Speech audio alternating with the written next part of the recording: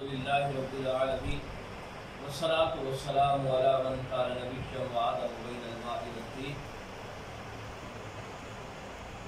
اللہم صلی علی سیدنا و مولانا محمد وعلی آلہ واصحاب سیدنا و مولانا محمد مبارک وسلم علیہ۔ عزیزان محترم و محتشم، آج ہم نے درس بخاری کے اندر جو روایت پڑھنی ہے یہ باب من اخذ الحسن وما یؤذی الناس فی الطریق فرما بہ، کہ جس نے راستے سے کانٹوں والی شاخ کو یا کسی ایذا دینے والی تکلیف دینے والی چیز کو اٹھایا۔ اس حوالے سے یہ باب کے حوالے سے یہ باب کا نام ہے۔ اس کے نیچے امام بخاری رحمۃ اللہ تعالی علیہ ایک حدیث لائے ہیں، اس کی وضاحت آپ نے پڑھنی ہے۔ حدثنا عبداللہ بن یوسف قال اخبرنا مالک عن سبی عن ابی صالح عن ابی ہریرہ رضی اللہ تعالی عنہ۔ یہ حضرت ابی ہریرہ رضی اللہ تعالی عنہ سے روایت ہے کہ ان رسول اللہ صلی اللہ علیہ وآلہ وسلم قال بینما رجل یمشی بطریق، کہ نبی کریم علیہ السلام نے فرمایا، حضرت ابی ہریرہ رضی اللہ تعالیٰ عنہ اس حدیث کے راوی ہیں کہ میرے آقا کریم علیہ السلام فرماتے ہیں کہ ایک شخص رستے میں جا رہا تھا، یعنی رستے پہ چل رہا تھا، وجد غصن شوک فاخذہ،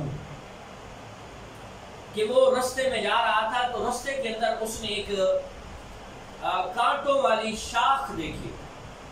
یعنی لازمی بات ہے جس شاخ پہ کانٹے ہوں وہ اگر رستے پہ پڑی ہے تو لوگوں کو تکلیف دے گی، لوگوں کے لیے تکلیف دہ ہوگی۔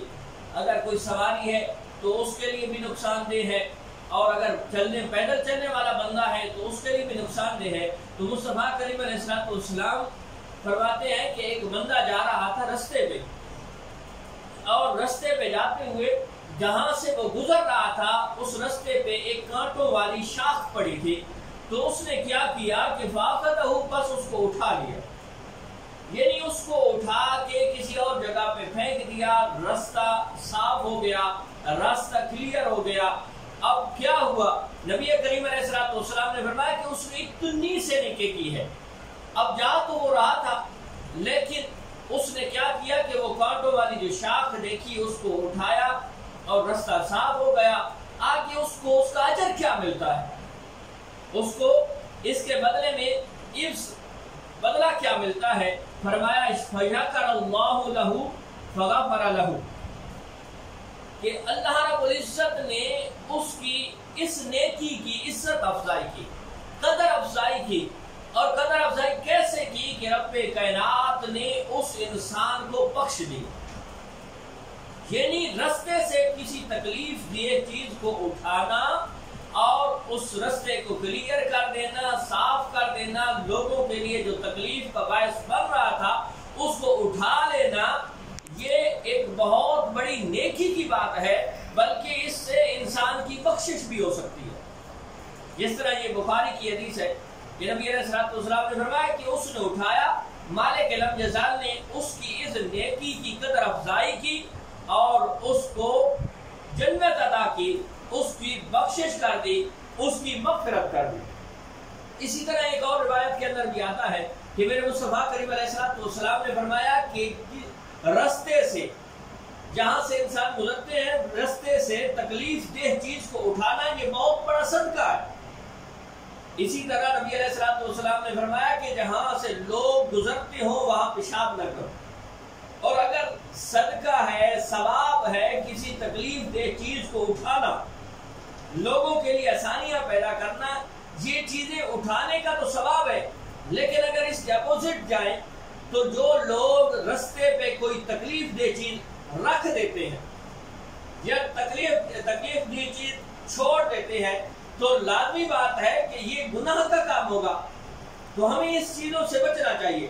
آج ہمارے معاشرے کے اندر کیا ہے کہ وہ لوگ اپنی گلیوں کے اندر ہم دیکھتے ہیں کہ کتنے لوگ ہیں کہ جنہوں نے اپنے گھروں کا پانی گلی پہ چھوڑا ہوتا ہے۔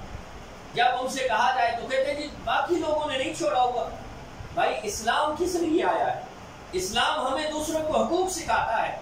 اب یہ چلنے والوں کا حق ہے کہ ان کے لیے رستہ صاف ہو، رستے پہ تکلیف دے کوئی چیز نہ ہو۔ آج کل ہماری گلیوں پہ یہ پانی ہوتا ہے، ہر بندے کے گھر کا پانی گلی پہ آ رہا، اور انہیں سمجھایا جائے تو وہ اوپر گلے پڑ جاتے ہیں کہ جناب کیا کریں ہم۔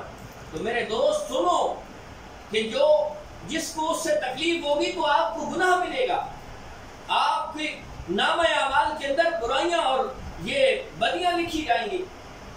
کیوں؟ کہ آپ اللہ کی مخلوق کو تکلیف دے رہے ہیں۔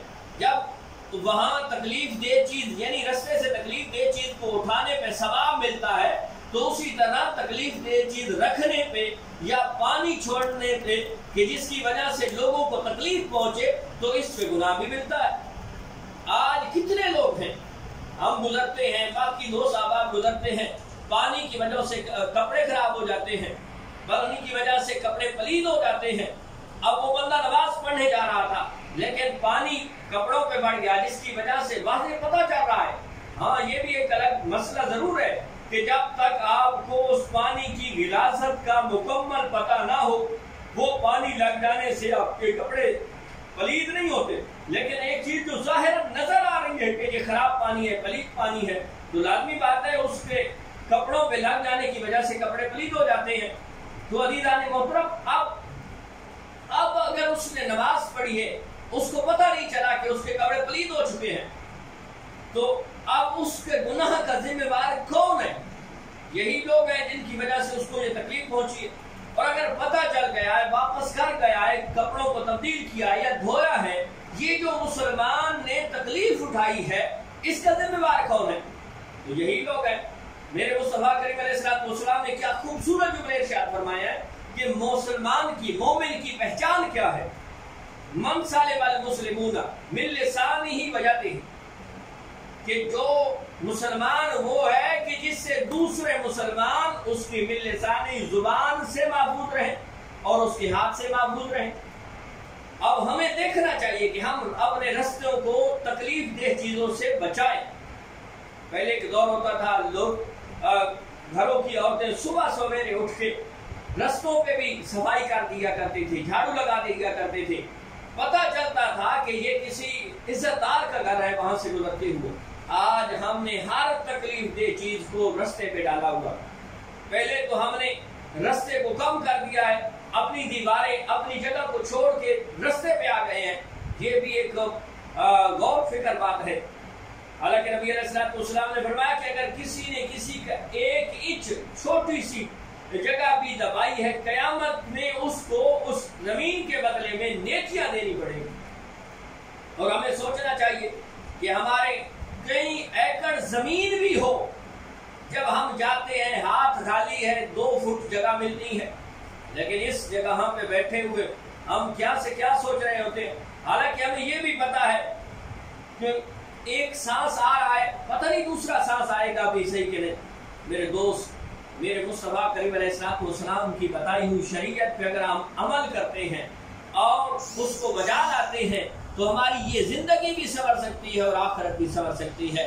آج کے درس کا یہی لبِ لباب ہے، نچوڑ ہے کہ ہم نے اپنی جو رستے ہیں، جہاں سے گزرگاہیں ہیں، ان کو صاف رکھنا ہے۔ تکلیف دہ چیز سے ان کو تکلیف دہ چیز اگر سامنے آتی ہے تو اس کو اٹھانا ہے، اور یہ ہم نے مشن رکھنا ہے کہ اگر ہم کہیں سے گزر رہے ہیں اور کوئی تکلیف دہ چیز پڑی ہے تو رک کے اس کو اٹھائیں، تاکہ بعد میں آنے والوں کے لیے وہ تکلیف کا باعث نہ بنے۔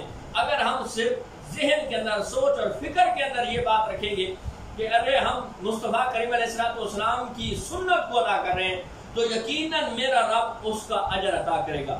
ایک اجر ہے دنیا پہ، ایک اجر ہے آخرت میں۔ دنیا پہ اجر کیا ہے کہ اگر آپ کا یہ معمول بن جاتا ہے تو آپ کے علاقے کے لوگ، آپ کے محلے کے لوگ آپ کی اس وجہ سے بھی عزت کریں گے کہ یہ لوگوں کے لیے اچھا سوچتا ہے۔ اور قیامت میں تو رب کائنات عطا فرمانے والی ذات ہے، اگر سچی نیت کے ساتھ آپ نے یہ نیکی کی ہوگی تو میرا رب تو جس طرح مصطفیٰ کریم علیہ السلام نے فرمایا کہ اس کی بخشش ہو جاتی ہے، یقیناً رب تعالیٰ فضل فرمائے گا اور اس کی بخشش ہو جائے گی۔ اللہ رب العزت ہم سب کو عمل کرنے کی توفیق عطا فرمائے۔ وآخر دعوانا الحمدللہ رب العالمین۔